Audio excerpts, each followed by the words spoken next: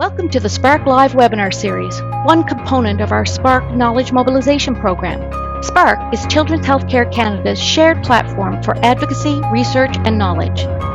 Spark Live is where we gather each week to curate, convene, and showcase excellence and innovation from across the child and youth healthcare community.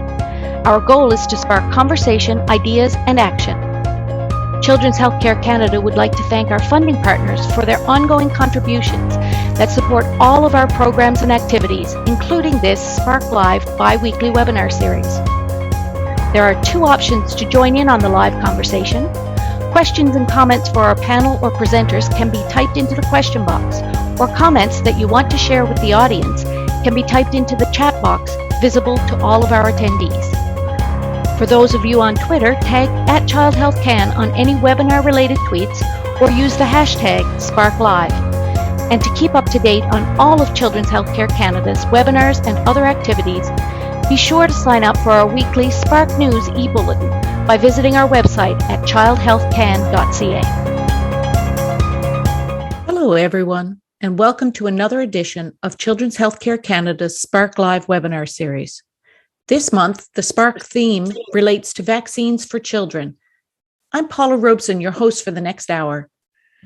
Children's Healthcare Canada acknowledges that our offices, located in Ottawa, are on the unceded, unsurrendered territory of the Algonquin Anishinaabe people. We recognize and deeply appreciate their historic connection to this place. We also recognize the contributions that Métis, Inuit, and other Indigenous peoples have made in shaping and strengthening this country, our province, and the community. Today, we're delighted to bring you COVID in Kids, the case for vaccinating younger children in Canada. And now I'd like to introduce our speakers for today. Dr. Stephen Friedman is Professor of Pediatrics and Emergency Medicine at the University of Calgary. He's currently the past chair of the Pediatric Emergency Research Canada, and since 2016 has been the Alberta Children's Hospital Foundation Professor in Child Health and Wellness. Dr. Friedman's research focuses on applying clinical research to improve outcomes in children seeking emergency department care. His focus is on the use of innovative, multidisciplinary approaches to solve complex problems. And most recently, he received CIHR, Public Health Agency of Canada, and Health Canada funding to lead several multi-center pediatric COVID-19 studies. And Dr. Jim Kellner is a clinician, primary researcher at Alberta Children's Hospital, and professor, Department of Pediatrics, Community Health Sciences, Microbiology, and Immunology and Infectious Diseases at the University of Calgary. After a decade as the head of pediatrics in Calgary, Dr. Kellner has returned to focusing academic service on vaccine-preventable infections through research and advisory work. Just a reminder that we record all our webinars. As mentioned in the introductory video, please type your questions into the question box at any time, and I'll prompt you via the chat as well. And I'll pose your questions to our guests following their presentations. It's now my pleasure to pass the mic to Dr. Friedman. Thank you very much for the opportunity to present today on this really important and very timely topic. And it's a pleasure to be presenting with my colleague, Dr. Kellner, as well. And we're going to probably each take about 15 minutes to discuss this topic and some of our content. And then we'll have definitely time for a question and answer period. So my objectives for today, as well as Dr. Kellner's, are to review our understanding of adverse disease-related outcomes in children related to COVID, really focusing on acute illness in using Canadian data, a brief review of the multisystem inflammatory syndrome in children, which is also referred to as MIS-C, to discuss a little bit of what we know about post-COVID-19 conditions in children, and then touch quickly on the mental health of our children during the pandemic. And then Dr. Kellner is going to talk about why preventing pediatric SARS-CoV-2 infection is important. So I do have, I don't know if everyone's on the chat box. I think what should have been entered is the information. We're going to do some quick polling questions just to get a sense of people's thoughts about 4 topics that I will be reviewing over the course of the next 20 to 30 minutes. So you can either go to the pollev.com/Stephen Fried 091 website, or you can text Stephen Freed 091 to 37607 to be able to participate. So we please do. So the more people that answer, the better our overall sense of the audience. So the first question, and I'll give people a minute to log in, is what proportion of children hospitalized in Canada with COVID-19 are admitted to the intensive care units or require intensive unit care?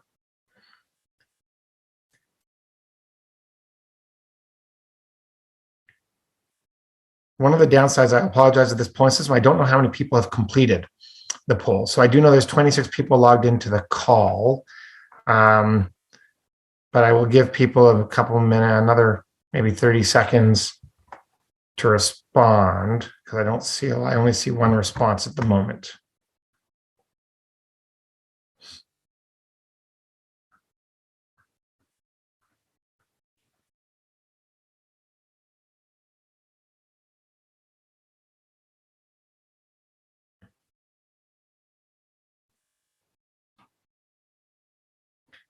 So a bit of divergence, anywhere from 5 to 20%, with a little bit fewer in the middle. So a bit at the two of the more extreme answers there. Thanks. We'll go to the next question now. So what proportion admitted with COVID-19 to an ICU in Canada has died? So death from COVID or related to COVID.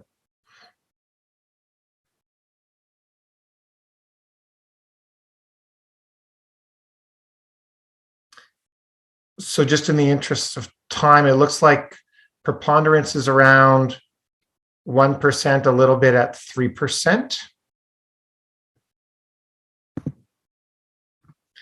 The next question, have you had any of the following symptoms in the last week?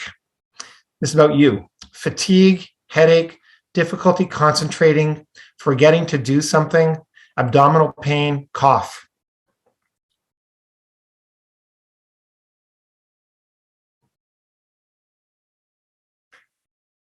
So about 80% of our audience has had symptoms consistent with the post-COVID condition if you had COVID, based on a lot of surveys. So we'll come back to that. And which younger children, aged 5 to 12 years, do you think should receive COVID-19 vaccines? Only those at high risk of severe infections? Only those attending school in person or participating in community activities? All children 5 to 12 years?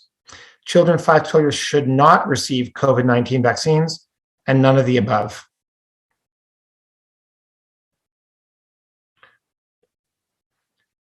We may be preaching to the converted here. Does anyone want to go elsewhere, or everyone's going all children 5 to 12? I can't tell once again the numbers with this system, unfortunately. Or maybe I can. No, I can't. So thanks. So we're going to dive into now a little bit of some of the data about COVID-19 cases in Canada. So this is data as of October 25th from the Public Health Agency of Canada website, or Health Canada website. What you can see now is that children less than 19 years of age constitute almost 21% of all COVID-19 cases ever since the pandemic started in Canada, the most commonly affected age group. However, having said that, that is 19 years, whereas all the others are 10-year breakdowns. I don't know why the government does that, but they do. But of note really is, I was tracking some of this data, and there have been 32,000 pediatric COVID-19 cases in the past 30 days in Canada. So over 1,000 children infected every day over the past month.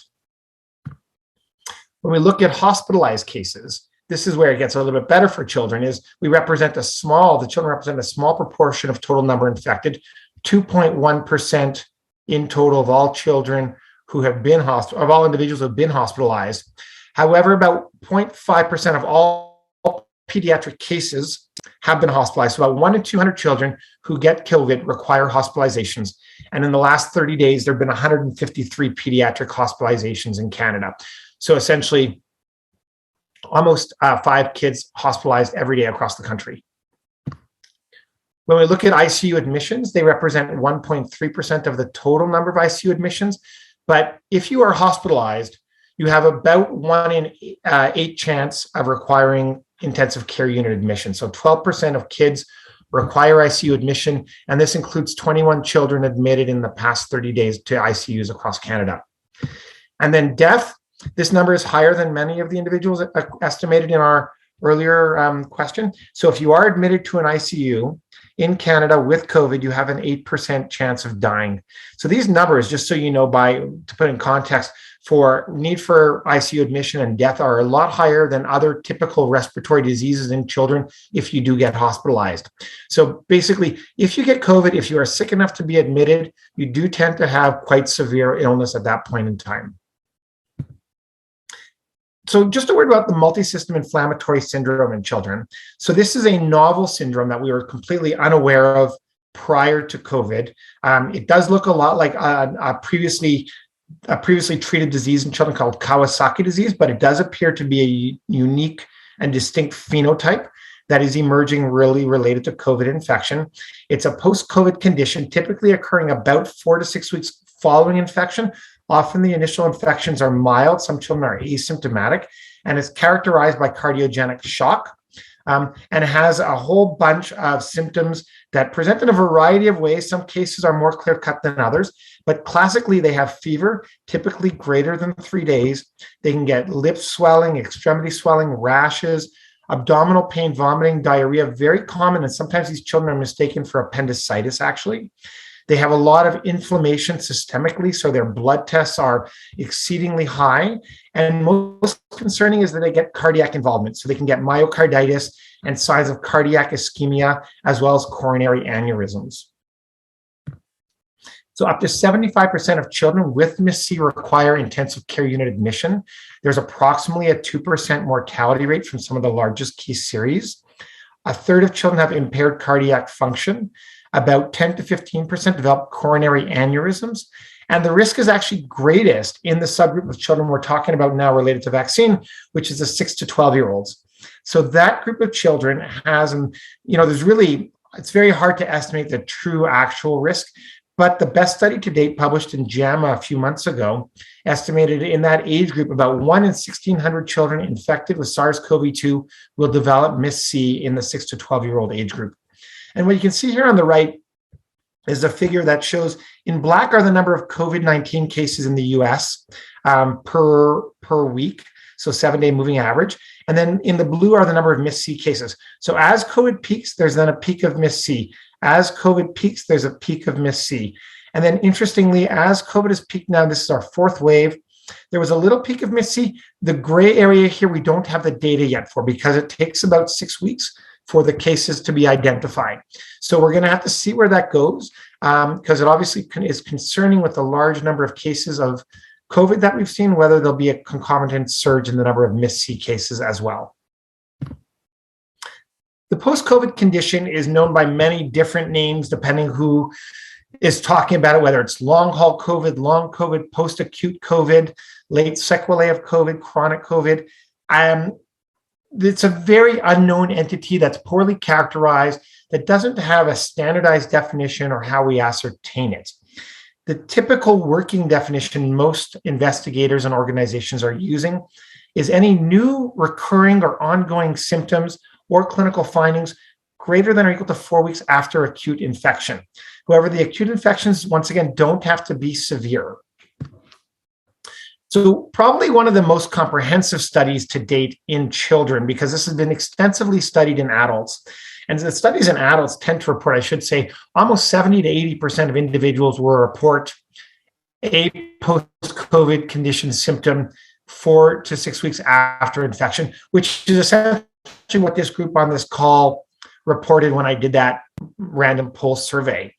But when you look at it and you are not kind of prodding with the questions and you are allowing people to just report symptoms if they are of concern to them. So this UK study used an app for people to report symptoms. They included approximately 1,700 children.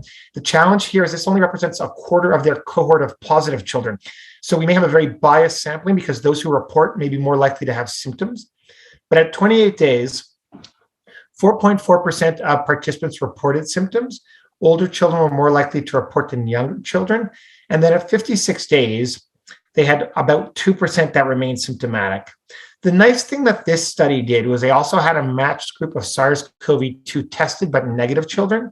They don't report the 56-day outcome data. They do report the 28-day outcome data, which showed that about 1% of these children had symptoms or reported anything at 28 days. We still don't know what the bias of being positive for COVID has on that, but it was statistically significantly different. And I'll just point out here on this kind of a heat map, the darker the color, the greater the number of children reporting that ongoing symptom.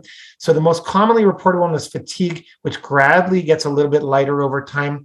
The other big one was loss of smell, i.e. nausea. It's unusual to have that in children, though. So this cohort, I should add, in the United Kingdom at this time, you had to have a nausea, or that was one of the cardinal symptoms to get tested in children. So a lot more of the children with COVID in the United Kingdom reported nausea than they do in most other countries, including Canada. I'm just going to comment quickly on a study that I've been leading. It's called the PERN COVID-19 study. It's a global study occurring in Canada, in 8 of our emergency departments, as well as the US. 8 countries in total are contributing data. And we are looking actually at post-COVID conditions as well in this group of kids. And we defined it, once again, as any persistent, new, or returning symptom or health problem. And we did it actually out to 90 days. And we had 80% follow-up success in our study. And we included 474 kids with COVID who were hospitalized and over 1,600 who are not hospitalized. And then we matched these children to kids who were similarly tested in emergency departments who were negative for SARS-CoV-2 infection. And we found that actually after adjusting, there was an association between SARS-CoV-2 positivity and post-COVID conditions with an adjusted odds ratio of 1.66. Then when we looked at which kids were at highest risk for reporting symptoms at 90 days, I'm going to we broke it down. This is all children in our study. And what you can see in the red are the kids who are admitted who are positive compared to kids who are admitted negative in kind of the yellow. The orange is the discharge positive compared to discharge negative in green. So as you can see, if you're hospitalized, you are more likely to report symptoms. If you're hospitalized with COVID, you are most likely to report symptoms. And this kind of holds true across most age groups. Some of the numbers get a little bit smaller, but most notably in the 10 to 18-year-olds, we talked about older age reporting symptoms. If you are hospitalized with COVID, approximately 20% of those kids report symptoms. Now, if you remember, overall amongst kids with COVID, it was 4.4% at 90 days. So the number is dramatically higher if you're admitted and you are positive for COVID.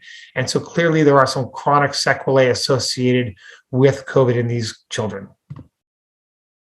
And the last thing I wanted to touch on is the mental health of our children. So we do talk about it a lot. And this is actually a really nice summary figure from Health Canada. And it looks at different impacts, including mental health, but I kind of lump all of this into kind of the mental health groups. And so one of the big things about COVID infection in children, it has impacts on, and the ongoing pandemic, it has impacts on how they behave, whether it relates to their activities, their attendance at school, class absenteeism, closures, online learning, canceling of activities, mask wearing, the ability to get together with friends, sleepovers, especially as we get into winter, that becomes even harder in Canada. So I think if you lived in the southern US where you can be outside all year long, it probably is a little bit different than middle of January in Alberta.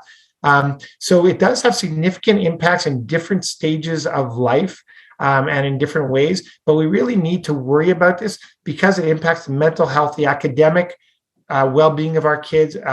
It impacts our most vulnerable populations, those who are lower socioeconomic status, and there are physical impacts as well. And this is a nice study from actually published out of the University of Calgary recently in JAMA Pediatrics. It's a systematic review of the mental health of children globally during the pandemic. So what they do know is they did a little bit of review, and the pre-pandemic estimates were approximately 13% of children reported depressive symptoms and 12% anxiety. In this systematic review, each of these on the left here, we report depression. On the right, it's anxiety. Each little square represents an individual study. The width of that line is the confidence intervals around the proportion of children with, on the left, depression, on the right, anxiety. And here's kind of the summary estimate. But essentially, when they summarize this very large group of studies and number of children, during the pandemic, approximately 25% of youth globally are experiencing clinically elevated depression symptoms and 21% anxiety symptoms. So almost a doubling of depression and anxiety in children during the pandemic. So just in conclusions related to some of the clinical important implications of COVID infection. So the acute illness is children are the most commonly infected group. And I didn't go into it, but actually, in fact, especially, Alberta has had a large number of cases. And if you look at the curve, the per capita number of children infected aged 5 to 11 is dramatically higher than any other age group in the province. But the good news is most kids have mild illness. But if you're unlucky enough to be sick enough to be hospitalized, there is a high risk of severe outcomes. MIS-C, relatively uncommon overall, highest in the 6 to 12 age group. But if you do have it, and the risk is about 1 in 1,600 in that group, it is associated with severe illness and critical life-threatening illness in a large number of children. Post-COVID conditions, they do occur in children. Still a lot that remains unknown. It does appear that although it's elevated following COVID infection, severe debilitating illness is likely uncommon in this age group. But the mental health impacts on children are likely a long-term consequence. This is not something that simply quickly resolves, and you don't have to have COVID to have long-term mental health consequences of the pandemic. And that's a whole talk in and of itself, but really something that is important that we can move on and forward from this pandemic so that we can actually address this, because the ongoing pandemic is the biggest challenge to the mental health of our children. So thank you very much. I'd be happy to answer any questions following Dr. Kellner's presentation, and it's my pleasure to hand it over to my esteemed colleague, Dr. Jim Kellner.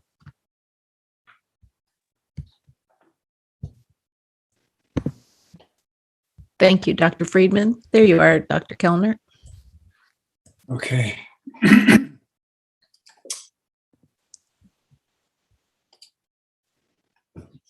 Well, good morning, everybody, and thank you, Stephen. And it's my pleasure also to be here this morning and share this presentation with my colleague Stephen, and who's done so much amazing work related to COVID infections in children.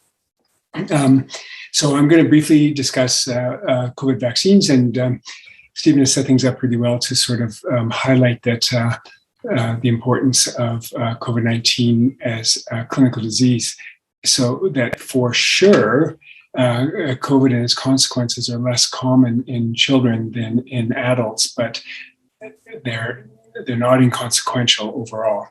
So I'll just forward. So I'll talk about mRNA vaccines for children. I mean, that's our main focus in Canada in terms of vaccines being used. There are other COVID-19 vaccines that have been developed for use in children, but less relevant to our context here at this time. So the mRNA vaccines have been implemented for children aged 12 years and older in dozens of countries around the world and over the last several months. And just as a reminder to people of where it's at with the use in children and adolescents under 18 at this time. For adolescents first, the main Pfizer clinical trial did include children and adolescents age 16 and above, and that was approved back in December of 2020. And so when it was implemented in Canada, the vaccine was available for use from the age of 16 and above, although there wasn't a big focus on immunizing adolescents to begin with. Then earlier this year, in early May, the Pfizer vaccine, the same one as used in adults, was approved for use in early May, for adolescents 12, 15 years of age. And then just at the end of August, the Moderna vaccine was also approved for use in age 12 to 17-year-old children. And so we don't have nearly as much information about the impact and value of the Moderna vaccine because it's been used less often so far. under the age of 12. Clinical trials are ongoing in 3 different age groups with these vaccines. First, either 5 or 6 years of age to 11 years of age. And this is the big news yesterday about the review of the Pfizer vaccine for age 5 to 11. And then both vaccines are being evaluated in the age group 2 years to either 5 or 6 years of age, and then 6 months to 23 months of age. So we will before long have data on all the way down to 6 months of age on these vaccines.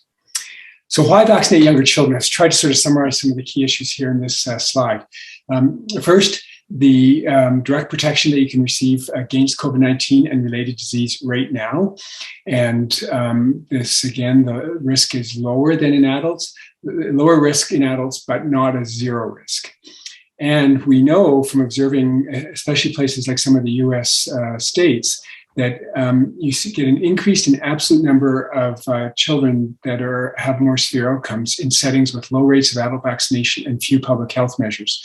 This was shown dramatically over the last several months in several US states. In addition, being vaccinated helps contribute to community immunity and the overall control of COVID-19 by reducing the reservoir of people who can become infected with COVID-19 and transmit it without symptoms. So this supports keeping the schools and usual activities open and supports mental health and well-being. And this is so widely recognized as an issue, as Stephen highlighted with his own work and reflecting on work across the globe. Then I think we have to, because, sort of the messaging around COVID is evolving not evolving, but being, we're seeing more highlighting the fact that we're not going to eliminate COVID-19 or the SARS-CoV-2 virus. We will have to move forward knowing that in the future that we'll still be here, and hopefully more in the background and in the foreground, and that we will be able to make use of especially preventive measures, most importantly vaccination, as well as other things to try to reduce the impact going forward, medications that are coming forward, as well as the continuation in some settings and some public health measures. But in a world where eventually, before too long, most public health measures that we're going through now will likely be lifted, it's unlikely that we would have good control of COVID-19 if you took 10 to 20% of the global population and simply made them not eligible for vaccine because of the thought that the impact was low. You don't get everybody vaccinated anyway. And if you start from scratch with 10 to 20% of people not getting vaccinated, it's unlikely that we get control, and modeling from a variety of sources has shown that. So this has to be complemented by a clear, meticulous consideration of the benefits from vaccination, and knowing and having confidence that the benefits outweigh any risks associated with vaccination. I'll touch on that briefly. And then also our context is that we must aspire to equitable global distribution of vaccines for all. And I won't say more about this except to highlight that the distribution of vaccines around the world is moving forward. There are trackers that look at vaccines that have been distributed, and over 6.5 billion doses of one or another COVID-19 vaccine have been delivered across the world, well over 1 billion doses of the mRNA vaccines. To give most of the world's population over the age of 12 2 doses of vaccine. For 2-dose vaccines, you need to have delivered about 12 billion doses of vaccine. So we actually are well on the way there. There's huge gaps in distribution, of course, to some countries, but things are moving forward on that. So how has vaccination against COVID-19 been received so far in Canada in children and adolescents? And so this graph, taken from 2 sources, the Health Canada, or Government of Canada site on vaccines, and then the COVID-19 vaccine tracker, looks at age groups across the horizontal axis here, 0 to 11 years of age, no doses delivered, although there have actually been a few thousand doses given to children in this age group across the country, and all the way out to 80 and above. And then up to the vertical axis is the proportion of people who are fully vaccinated, not partly vaccinated or not unvaccinated. And so what you can see there, although there were concerns expressed by families about vaccinating children and adolescents with vaccine, you can see that in the recent weeks that the level of vaccination in children has caught up and sort of slightly, at least is level and perhaps trending up from other younger populations, the 18 to 29-year-olds, and then the 30 to 39-year-olds.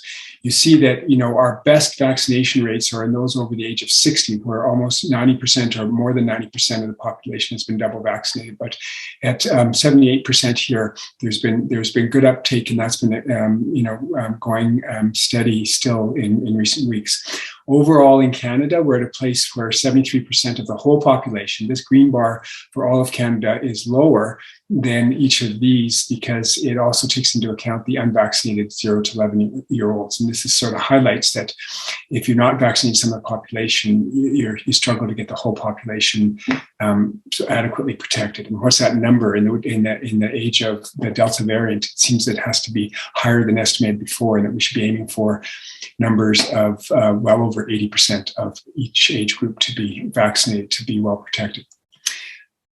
So what do we know about the vaccine effectiveness? There were the bridging clinical trials that showed that the vaccines, both the Pfizer and Moderna, but this is really looking at Pfizer data.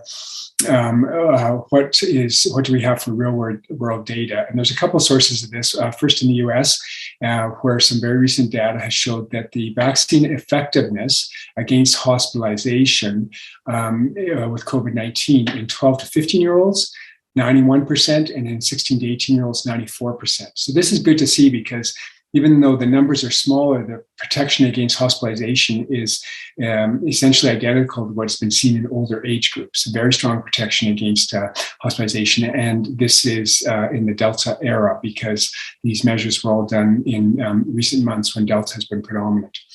And then from Israel, there's data looking at vaccine effectiveness against symptomatic COVID-19 or any COVID-19.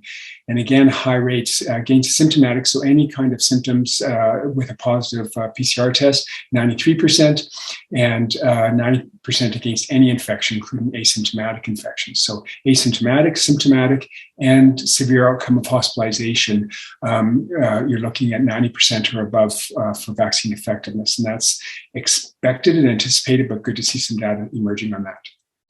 So myocarditis, pericarditis, this is obviously the biggest concern about the pediatric vaccines and where are we at with this. And so a reminder to people that myocarditis, inflammation in the heart muscle that can cause transient to mild chest pain and transient ECG changes with without difficulty breathing, sweating and palpitations, or can be more severe.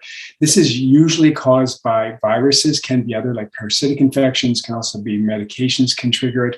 But what we're used to seeing in pediatrics is that there's two peak ages, one in early infancy, in newborns especially related to enterovirus infections, and then again in adolescence. And then we know that as people pull together data on this in the last year, that there's a peak of myocarditis occurring from about 16 to 20, and then it drops off fairly rapidly after that to be at low levels throughout adulthood. Pericarditis, different but related condition of inflammation in the lining of the heart, which can cause this sharp pleural chest pain that's worse when lying down. So these, especially myocarditis, but myocarditis and or pericarditis have been found more frequently after mRNA vaccines compared to other COVID-19 vaccines, especially after the second doses, with early onset within a week in almost all cases, male predominance, about 10 times the risk as in females, and in younger persons, especially under 30 years of age. Fortunately, these cases are mostly mild. They do result in hospitalization, and some children have been admitted to an intensive care unit. The approach to management is evolving. There's a really nice Canadian Pediatric Society practice point from the beginning of September on this, that goes through sort of the reasonable approach to this. So what happened yesterday, one day ago, and this was a aptly timed webinar here today. So yesterday, the U.S. Food and Drug Administration Expert Advisory Panel called VRBAC, the Vaccines and Related Biologic Products Advisory Committee, concluded that the benefits of the 10 micrograms, so the lower dose COVID vaccine, 1/3 of the adult dose, given as 2 doses 3 weeks apart to 5 to 11-year-olds, outweighs the risks, and it should be approved for use in the US. So that's not the end step of approval.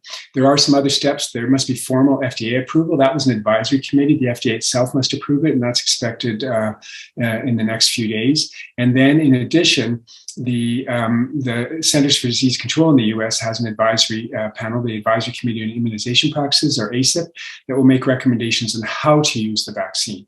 So these things are all expected in pretty rapid order over the course in the coming days.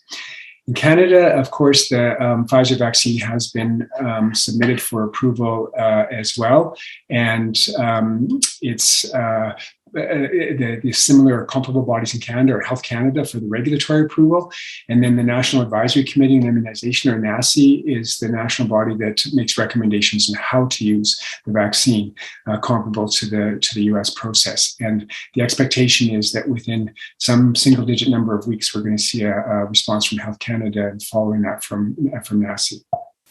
So then, what were the key considerations yesterday?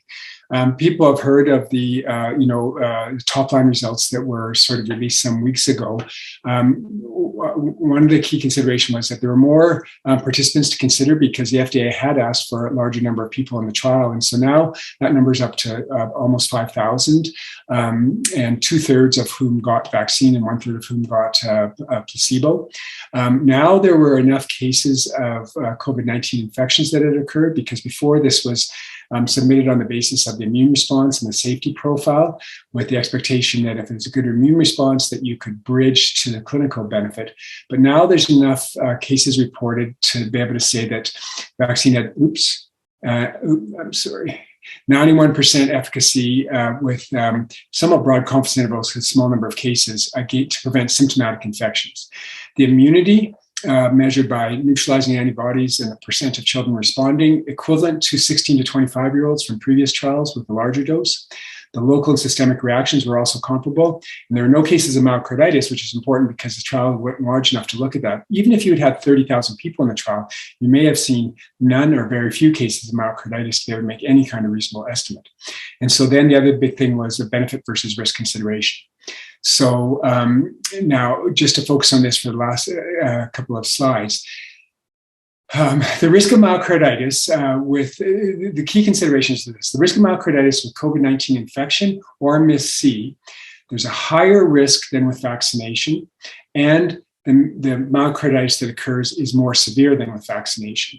So if you look at persons with COVID-19 infections, the incidence of myocarditis is about 1 in 500 to 1 in males to 1 in 1,000 females. And then if you look at children with MIS-C, about 1 in 12 children with MIS-C have some level of myocarditis, and often much more severe cardiac involvement.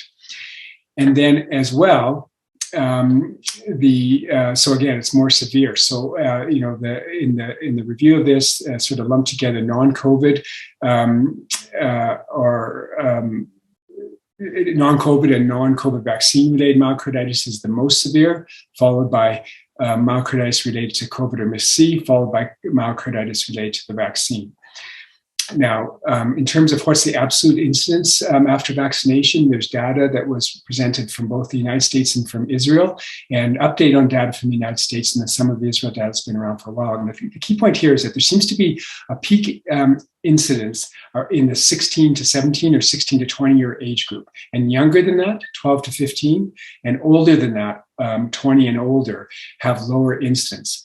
And so the peak estimate from the data presented from Israel, about 1 in 6,000 vaccine courses, compared to the US with about 1 in 15,000 vaccine courses in the 16 to 19-year-old age group, lower 12 to 15 and lower 18 to 24 and beyond. So they did this risk-benefit analysis to look at the benefits in terms of preventing preventable COVID cases, preventable hospitalizations, preventable ICU stays, and preventable deaths. And then this was contrasted with the risks related to myocarditis of cases, hospitalizations, ICU stays, and deaths. And they went through a modeling effort with 6 different scenarios that looked at higher and lower impact of COVID-19 infections, higher and lower vaccine effectiveness, and higher and lower risk of myocarditis. And they did take a conservative approach to avoid overstating or understating factors that would favor vaccination. So 5 of the 6 scenarios predicted a clear benefit of vaccine outweighing the risk of myocarditis. In one of the 6 scenarios where the likelihood of COVID-19 disease was estimated to be the lowest and the risk of myocarditis was estimated to be the highest, then the prediction was that there'd be more hospitalizations due to vaccine-related myocarditis compared to COVID-19. But once you consider all these factors, because there's so many estimations in here that it is just at an estimate. But considering all the factors in terms of the severity of an impact and hospitalization, all that, the overall benefits of vaccine may still outweigh the risks in that group, and that if the myocarditis risk was actually lower, as people are anticipating may be the case given the lower dose, and given some evidence to suggest that a higher dose vaccine may be more likely to cause myocarditis, then the risk benefit would be even more favorable. So on the basis of considering all this, this is where the advisory committee made its recommendation. So other recent news sort of lost in the shuffle this week a little bit is that on Monday, Moderna released their top-line results on their 6 to 11 age group study with a 2-dose regimen of a half-dose vaccine, 50 micrograms. And similar to the Pfizer vaccine, found good antibody response, comparable to older children and young adults, and good safety profile, no cases of myocarditis in about just under 5,000 children. More to come on that, but they're going to go through the same process as the Pfizer vaccine and looking at the other trials as well. So in conclusion, mRNA vaccines have been successfully implemented for children and adolescents 12 years of age and above in many countries. Emerging real-world data on the strong benefit to prevent infections and hospitalization.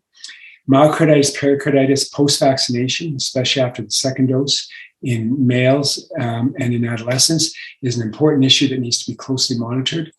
Approval and recommendations for use of the first mRNA vaccine for use in 5 to 11-year-olds is progressing in the US, and it's likely that similar approval and recommendations may soon happen in Canada. So with that, I'll thank you for your attention and stop sharing this slide and turn it back to Paula. Thank you. Thank you very much, both of you. We've got a few questions in the queue, and here is my bid to get additional questions in so you can get those answered. So the first one, as mentioned, here in Alberta, there have been a ridiculous number of cases in the past few weeks and months. What would you say to families who recently had COVID around whether they should vaccinate their children? So I could take a stab at that first. The recommendations for all ages now in Canada, not children 5 to 11, we don't have those yet, but is, and elsewhere as well, is very clearly that people who have had COVID-19 infection should then be vaccinated at a time after they've had the infection. And the reason for this is related to a plethora of emerging data that is showing that after you've had COVID and if you get vaccinated, that the sort of amount and breadth of your immune response is stronger having been vaccinated. The exact reasons for that aren't clear, but for sure that vaccination, at least one dose of vaccine, acts as a booster to stimulate not only antibody levels, but also the cellular immune response. And this is being ever more clearly shown that if you've had COVID-19, you should be vaccinated. Now, a question that comes up is how soon afterwards. The recommendations vary a little bit from province and territory to one another. But in Alberta, for example, where the question came from and where Stephen and I are, the recommendation is that as soon as your acute symptoms have resolved, you can receive the vaccine. There are places in the world where vaccine sort of passports or where immunity passports allow for a gap after you've been after you've had COVID-19 before you become vaccinated of up to 6 months, anticipating that there is some protection with up to 6 months. And so this is in the European Union and the UK and in Israel have this. The challenge with waiting a full 6 months is that while it's definitely shown that you do get some protection after you've had COVID-19 infection, that it is variable from person to person, and we don't routinely do tests. We don't have an easy test to do to say, are you protected? Measuring antibody levels is a proxy, but it's not an established, we don't have an established way of using antibody tests to say that this result equals protection. And we also know there's some variability in that the duration of protection for some people is really quite short. So whether waiting 6 months makes the most sense in the long run or a shorter time, but the bottom line response though is that after you've had COVID-19, you should be vaccinated. The other thing I'll just add is that although all we talk about right now is COVID, there are other viruses out there. So the test positivity rate in Alberta, even right now, is still about, latest I saw was 6% the other day. That probably reflects similarly in our pediatric emergency departments. We are testing at Alberta Children's Hospital, about 30 to 40 children a day. And right now we're averaging about 2 positives a day. So that means the preponderance of children who are being tested who present with COVID-like illness do not have COVID, and we are seeing other viruses, and we're going to start seeing probably influenza shortly and other things as well. So I don't think that we can assume that everyone who presents with COVID-like symptoms has COVID. The other is, even within households, while we talk about the high transmission rate, and there is a very high household transmission rate, not everybody in the household gets COVID when there is a case, even within the household. And the good news is, most schools have re-implemented mask mandates, et cetera, across every province, a little bit different in every city. But, there are public health measures at school. So the goal actually is to prevent that natural transmission. And then really based on top of that is without confirmed infection, and even with confirmed infection, as Dr. Kellner alluded to, there's still a benefit with vaccination. Great, thanks. Jennifer also has a question. If a child is turning 12 imminently, but after the vaccine is likely to be approved for the 5 to 11 population, do you recommend they wait to receive the adult dose or proceed with vaccination with the lower child dose? Well, that's a question I've been asked quite a few times. And, the approach to it for today is that we don't yet have approval for the vaccine for children under the age of 12. And so it depends on the devilish details of what turning 12 imminently means. If it's in the next few days or a couple of weeks, I'd go ahead and get the vaccine for the existing vaccine for the at age 12. If it's some months from now, then I would be happily looking forward to the likely or the anticipated availability of the vaccine for younger people. The crux of the question is that lower dose going to be better even at age 12 and potentially safer even at age 12? There's speculation about that, but we simply don't know that. So that it's a question that doesn't have a clear-cut answer for everybody that you can say in a blanket way. But it's sort of a similar message to early on in the pandemic, where if you're willing to get vaccinated and there's a vaccine available, take the vaccine that's available to you today rather than waiting for something down the road that may look a little different. We're going to, this is a transitory time right now that affects some children for sure, but down the road we'll have, it'll be sort of more clear cut of which direction to go. Great, thank you. Anything to add, Dr. Friedman? No, I think I'll definitely defer to Dr. Kellner on his vaccine expertise there. Great. Rachel also asks, do you know the data for children 0 to 11 who have previously had, oh, no, never mind, that was answered. Marion asks, have children with medical complexity or other conditions that put them at risk from COVID, have they been involved in the research to date? And what would we say about the vaccine rollout, prioritizing them first or wait for more data? So go ahead, Stephen.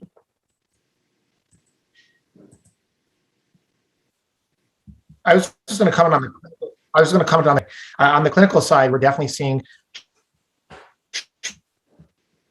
Oh, Dr. Friedman might be freezing a little bit. Children with medical complexity are at higher risk for severe outcomes. That is. Oh. Can you hear me? We can hear you now. I'll just turn my video off then. But so children with complex underlying disease, including things like obesity and particularly neurologic diseases, seem to be at particularly high risk for severe outcomes. So we do know that that's a really important group from a safety, because they are the ones most likely to be impacted severely from the acute illness with COVID. And so that's kind of makes them an important group to consider, and that makes it a really relevant question. And I'll hand it over to Dr. Kellner to describe what has been done with them as far as the research with vaccination. Yeah, and so to sort of build on that, the trials, as with the adult trials, have included people who have underlying comorbidity, but they have excluded people with severe underlying comorbidities, particularly immune deficiency disorders that of increased severity, and the trials are relatively small. So there's only so many of those children to be able to evaluate. But you can estimate, and when the vaccines came in for 12 to 15-year-olds, there was initial prioritization or initial thought around looking at children at high risk based on what were known to be the high risk criteria in adults and children at the time leading to associated with hospitalization. And that works out to be about 1 in 5 children, at least in the 12 to 15-year-old age group, that are sort of in that group. So it's a considerable minority of the pediatric population that has significant underlying risk conditions that have been associated with increased likelihood of hospitalization. And so whether there will be a recommendation to look at that highest risk group first, as opposed to the whole population, that remains to be seen. That is definitely one of the options or possibilities that will be on the table to consider, whether universal recommendation recommended or for higher risk children. I will say that when you take a high risk approach like this with vaccines that you're hoping for eventual universal uptake, it can be a challenge to implement and successfully reach the high risk children and have an impact overall. And many vaccines have evolved from being targeted to high risk groups to be targeted to everybody. A good recent example is HPV vaccine. HPV vaccine, human papillomavirus vaccine, was originally a vaccine just for girls and young women, because of the risks about and the concerns about cervical cancer, now recommended for everybody, and recognizing that there's risk for everybody, and that there's a benefit to vaccinating everybody, and back to Dr. Freeman's points about reducing transmission. And so, that's a possibility. And we'll see how it goes. Great, thank you. Lisa asks, is it justifiable or an ethical benefit that child COVID-19 vaccination will benefit adults, or should the focus be directly on direct and indirect benefits to children? So I'll take a step at this first as well.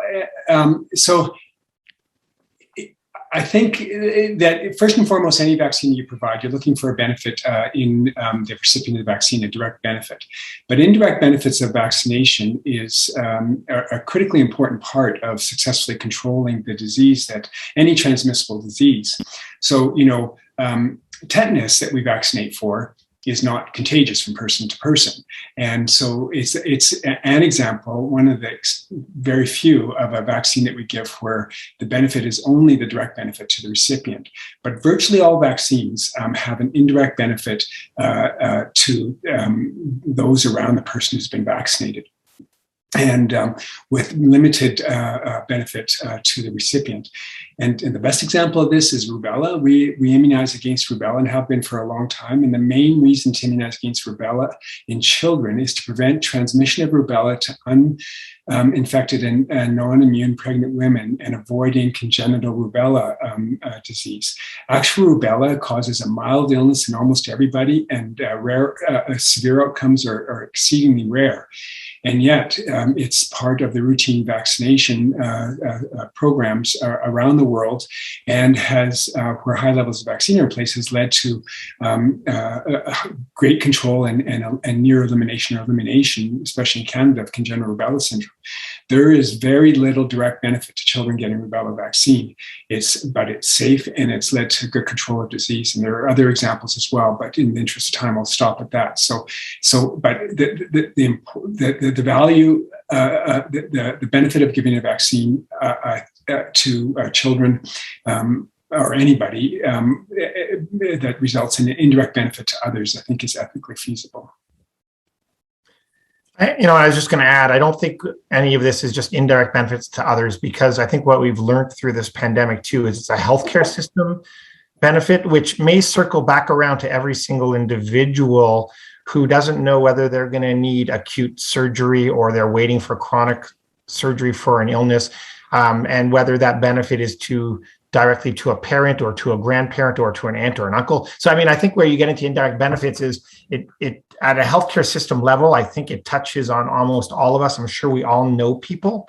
Having been in Alberta, where we actually stopped having capacity for any elective surgery, et cetera, and still slowly resuming now, there are impacts on almost all of us know people that have been impacted as far as quality of life, if not related to COVID disease directly, but indirectly. So I think the implications are widespread from the indirect impacts of controlling the pandemic and the spread of COVID.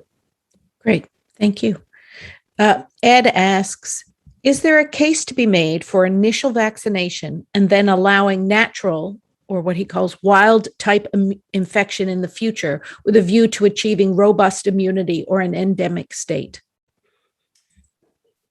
So Dr. Less's challenging question I think, actually describes what will happen realistically, because realistically what will happen is vaccination programs will continue. And I think almost everywhere in the world that the level of vaccination that will be achieved for all ages, including children, will be somewhat less than ideal, and in some places dramatically less than ideal. And so I think what we'll be faced with in a best case scenario is a world where a lot of people are vaccinated, but not nearly everybody is vaccinated. And but the impact of having a lot of people vaccinated to influence and help control the circulation, development of new variants of SARS-CoV-2 virus, and to observe the impact of in vaccinated individuals of repeated infections.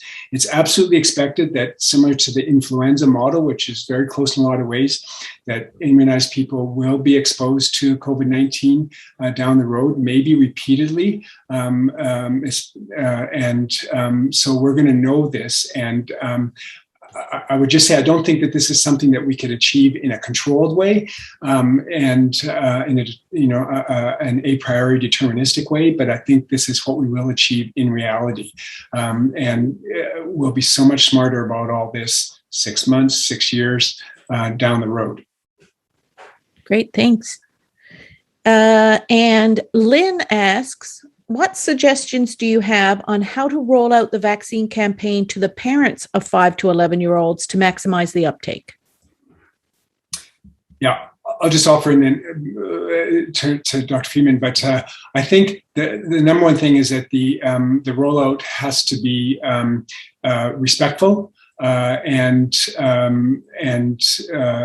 cognizant that while the level of interest in vaccination for children is high and enthusiastic, that we have to be respectful that anybody who has questions or concerns about the vaccine for their children is simply trying to do the best for their for their individual child, their children, and that there are very few situations where people's reactions are the kind of extreme thing that tends to get mocked and sort of dismissed as sort of extreme. But in fact, the vast majority of parents simply want to do the best thing for their children. So we just have to be open and honest and transparent about sharing all the information about the need for, benefits of, risks of, and what that's going to look like in a positive, constructive way, but in a way that recognizes that this is a very important topic for children and their parents. Great. Any comments, Dr. Friedman? I think I agree completely with Dr. Kellner. And, I think one of the things that I've been trying to talk about a little bit is that this campaign and this approach needs to start now, not in the weeks or months when the vaccine is hopefully or possibly after review given approval. We should be working on this now and laying the foundation for this now. I'll be honest with you, I have a lot of concern that we will not achieve nearly as high a rate in the 5 to 11 population as we achieved in the 12 to 17-year-old, just from talking to parents and seeing many children in the emergency and perception in the broader community. So I think we really need to work on it. And I think we need to talk, there was that question about kind of the broader impact and indirect benefits. And I think, we need to talk about that because this group still has, both to them, as we talked about today, but at the broader level, implications for society. So I think sharing the messaging, getting information out, being respectful and trying to answer the questions, but also I think mining the data that we have a lot of data that we've learned and what we know, as Dr. Kellner shared about the safety of the vaccines, and putting that data out there and not being afraid to share what we know, and being transparent is really, really important, because I think that's one of the fears, is that people don't feel they're getting the full story sometimes. And I think we need to be able to share all of that. Great, thanks. And one closing question, any estimates, any over under for when the vaccine will be available? Okay, is this a sports betting thing? Yeah. Soon, single-digit number of weeks. Oh, great. Okay. I'll double down on Jim's bet. Okay. He's a wise man. We might all want to do that. Absolutely. Thank you so much, gentlemen. That's the end of our time today, but I wanted to thank you both for sharing your time and expertise with us. It's a really important topic to our Children's Healthcare Canada members, as well as the families that they all serve. Thank you to all our members and other attendees for choosing to join us today. We know how busy you are right now, and we hope you depart with some practical knowledge to bring back to your organization or the people you serve. Join us in November when Children's Healthcare Canada's Spark theme will be pediatric pain management. And on November 10th at 11 a.m., we'll be bringing you pain for children with severe neurological impairment, how to get to tomorrow. And on November 17th, also at 11 Eastern, pediatric pain, patient partnership, and research, 5 studies to keep you in the know. As well, we invite you to register now for our 2021 annual conference taking place virtually from November 22nd to 26th. The theme this year is From Crisis to Catalyst, the next chapter for children's healthcare. It's always great if you watch live, as your questions and comments really enrich the discussion. But if you can't, the recordings of these sessions are made available after the fact on our Knowledge Exchange Network. Thanks again for joining us today. Thanks to Drs. Friedman and Kellner for this presentation, and hopefully we'll see many of you back here on November 10th. Bye, everyone.